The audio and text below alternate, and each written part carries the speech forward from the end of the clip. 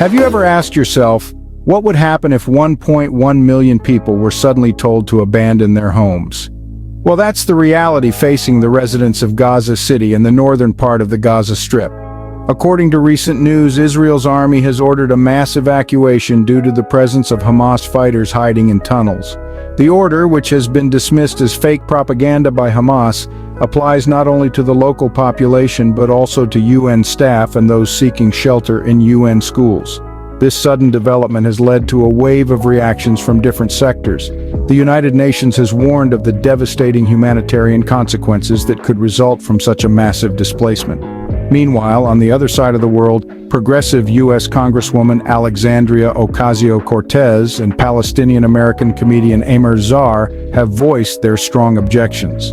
Ocasio-Cortez has called it unacceptable, and Zar has described it as depraved. Human Rights Watch, a global organization known for its dedication to preserving the rights of individuals worldwide, has called on the international community to prevent a calamity caused by mass displacement. As the news of this evacuation order spread, it has left a trail of confusion and fear among the residents of the besieged enclave. With the situation escalating, it's not just the immediate danger that's concerning, but the long-term implications for the people of Gaza. In a region already plagued by conflict and instability, the potential displacement of over 1 million people could further exacerbate the humanitarian crisis. Now, with fear and confusion spreading among the residents, the question on everyone's mind is, what will happen next? To understand the potential implications of this massive displacement, we first need to delve into the history of the Gaza Strip. Nestled on the eastern coast of the Mediterranean Sea, the Gaza Strip has been a focal point of conflict for decades. Its history is a tale of occupation, resistance, and strife.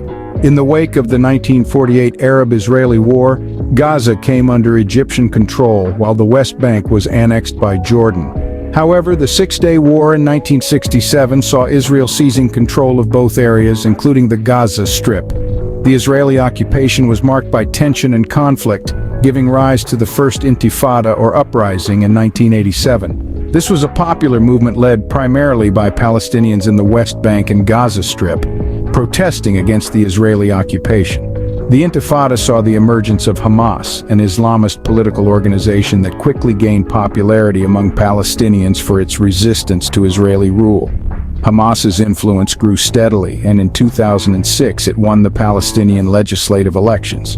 However, its victory was met with widespread international criticism due to its refusal to recognize Israel's right to exist and renounce violence.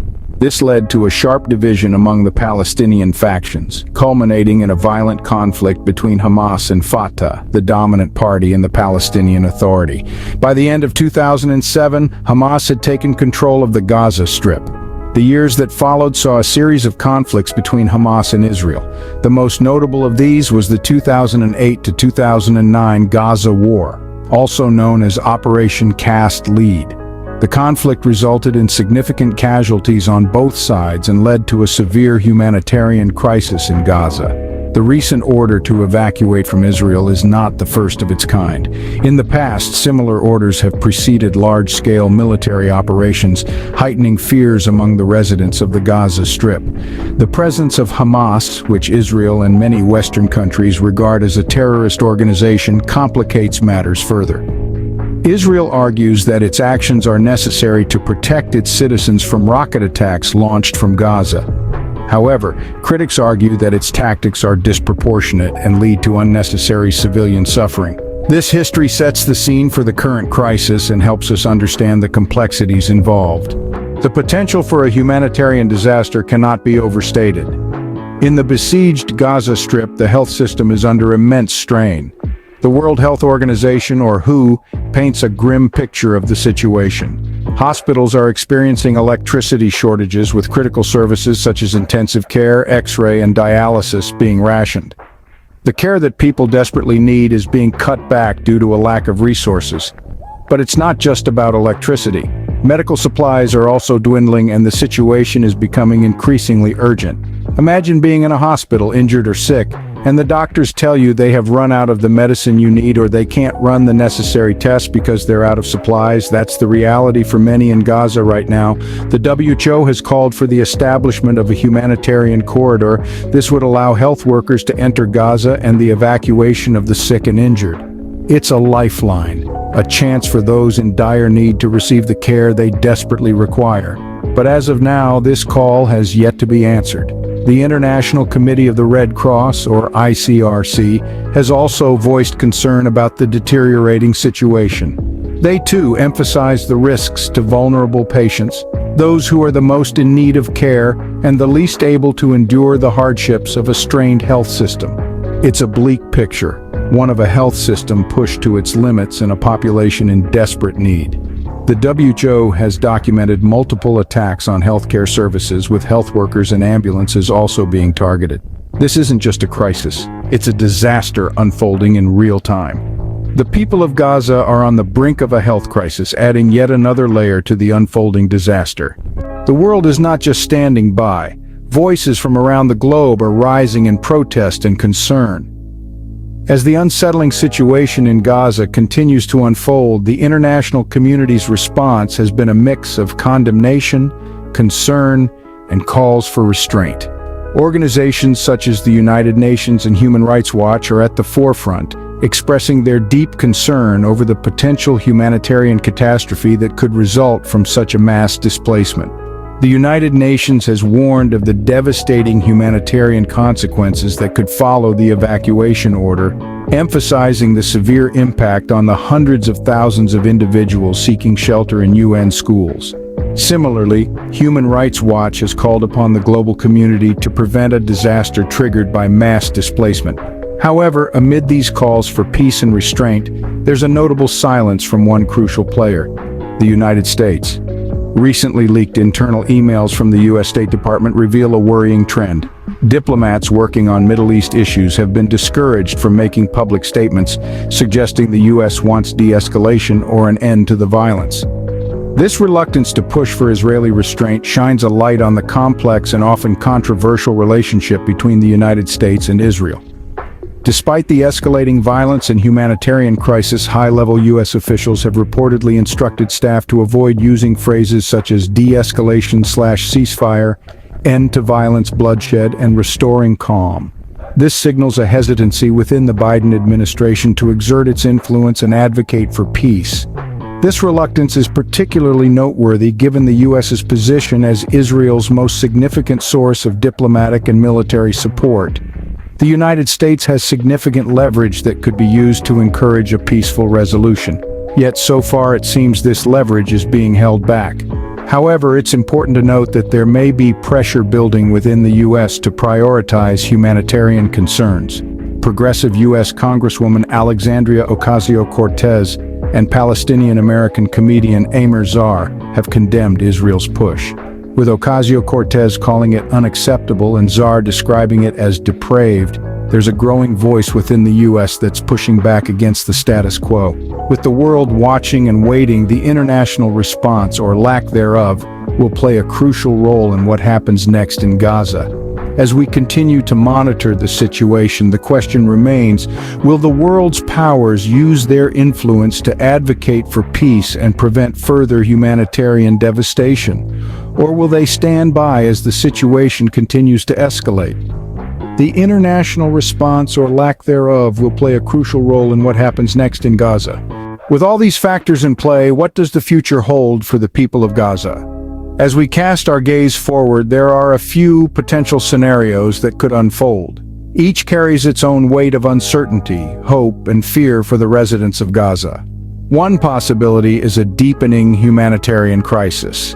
The World Health Organization has already warned that hospitals in Gaza are at a breaking point, with shortages of electricity and critical medical supplies. If the situation continues to deteriorate, we could see a further strain on the already besieged health infrastructure, leading to untold suffering for the people of Gaza. Another scenario is the continuation of conflict. Military actions and retaliations could escalate, leading to more destruction and loss of life.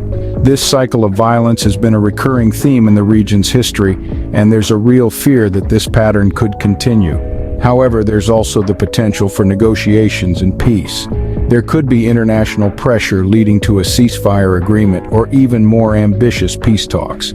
This is a glimmer of hope in a bleak situation, but it hinges on the willingness of all parties involved to come to the negotiating table.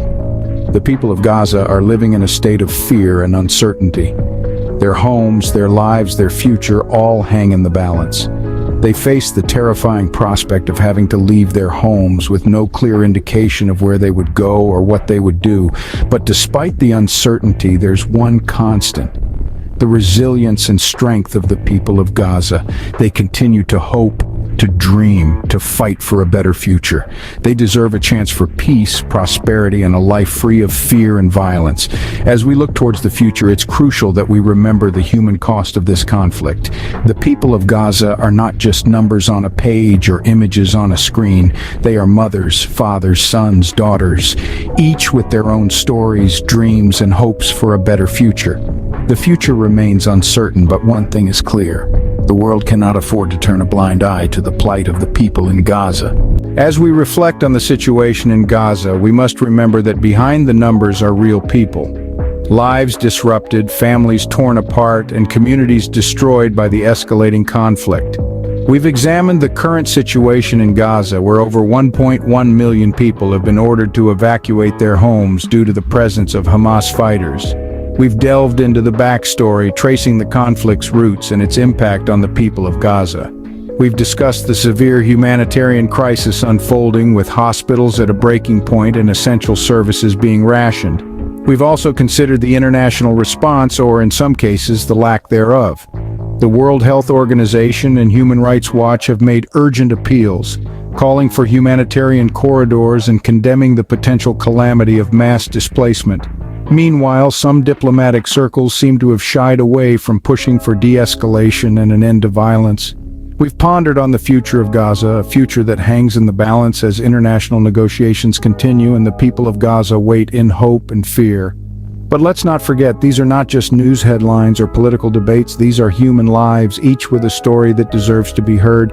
These are children who deserve a future, mothers and fathers who deserve to live in peace, communities that deserve to thrive.